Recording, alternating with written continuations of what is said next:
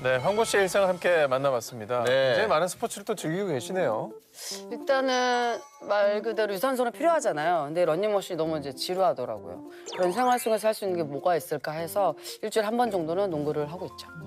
잘하진 않지만 그냥 다 같이 함께 웃을 일이 되게 많아요. 왜냐면 아까처럼 잘 바보처럼 되면 다 웃거든요. 그러니까 더 좋아지지 않나 싶어요, 건강적으로. 저희가 앞서 이야기한 것처럼 뭐 뇌졸중 같은 긴급한 상황일 때도 있지만 또 뭐 가벼운 감기나 운동 등으로 인해서 타박상 입으셨을 때도 응급실을 찾는 분들이 참 많잖아요. 근데 수많은 환자가 찾는 곳이다 보니까 이용 수칙이 좀 중요할 것 같거든요. 네, 맞습니다. 응급실은 이 365일 24시간 항상 운영되는 곳이기 때문에 언제든지 필요하면 찾아가실 수가 있습니다. 하지만 본인의 증상에 따라서 그 중증도에 따라서 응급실을 이용해야 될지 말아야 될지를 결정하고 가는 게 중요한데요. 자신의 증상이 진짜 이건 응급실에 가야 될 상황이 맞는지, 맞다면 어떤 응급실을 가는 게 적절한지에 대해서 잘 모르겠다 싶으면 항상 119에 전화를 먼저 하시는 게 좋습니다. 119에 전화를 해서 증상을 말씀하시면 119에서 필요한 병원이나 약국 등을 안내받으실 수가 있는 겁니다. 사실 이 경증 환자들 때문에 응급실이 과부하가 걸리게 되면 정말로 급한 중증 환자가 왔을 때 이 중증 환자를 볼 수 있는 인력이나 아니면 맞아요. 이들을 이제 치료를 할 수 있는 이런 응급실의 베드가 부족해지게 네. 되거든요. 그래서 내가 좀 경증 환자다라고 하면 주변에 이용 가능한 중소병원을 가시는 게 이제 네. 응급실 가시는 것보다는 더 낫죠.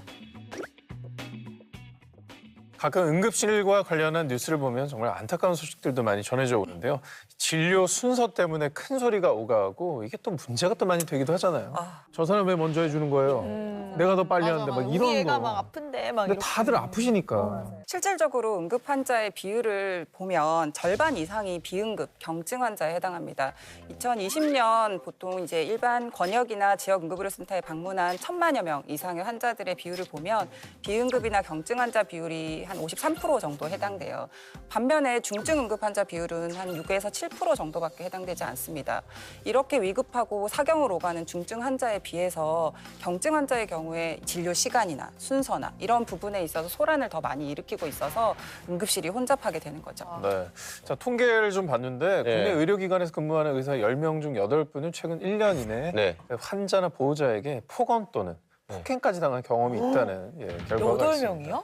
굉장히 좀 안타까운 사실인데 압도적인 수치죠. 네. 자, 그래서 국가가 나서서 의료진을 좀 보호하는 조치를 하고 있다고요. 그렇죠. 이 응급의료에 관한 법률 제12조 또 제60조에 의거를 해서 이 의료진을 폭행을 해서 상해에 이르게 한 사람이 10년 이하의 징역 또는 1천만 원 이상 1억 이하의 벌금형을 받을 수도 있고요. 그리고 중상해에 이르게 한 사람 이런 경우는 3년 이상의 유기징역, 무려 사망에 이르게 한 사람은 무기 또는 5년 이상의 징역이라는 처벌을 받으실 수도 있습니다.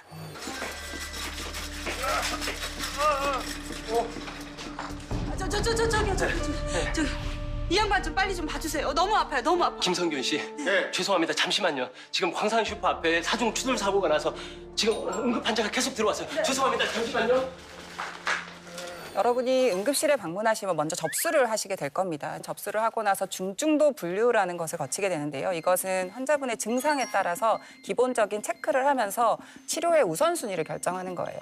응급실의 좀 가장 기본적인 것은 진료의 순서가 이 중증도 분류를 통한 치료의 우선순위대로 진료를 하는 선착순이 것이고. 아니군요. 맞습니다. 네, 맞습니다. 대개는 선착순으로 진료를 하는 것이 아니라는 것이 아주 가장 기본적인 응급실 진료의 원칙입니다. 몰랐어요.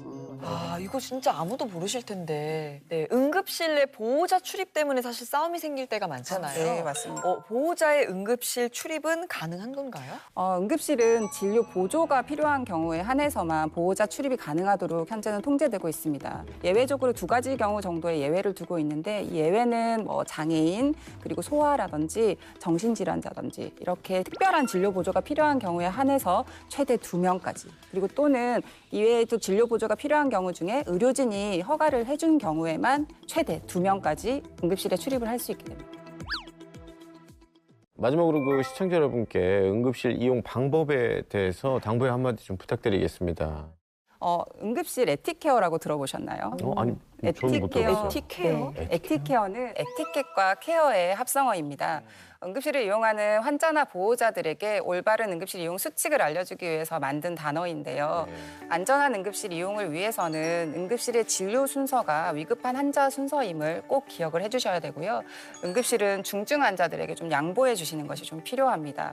의료진을 향해서 폭언이나 폭행을 조금 피해 주셔야 되고요. 그리고 병원을 선정하는 것은 119 대원에게 맡겨주시는 것. 이게 에티케어입니다.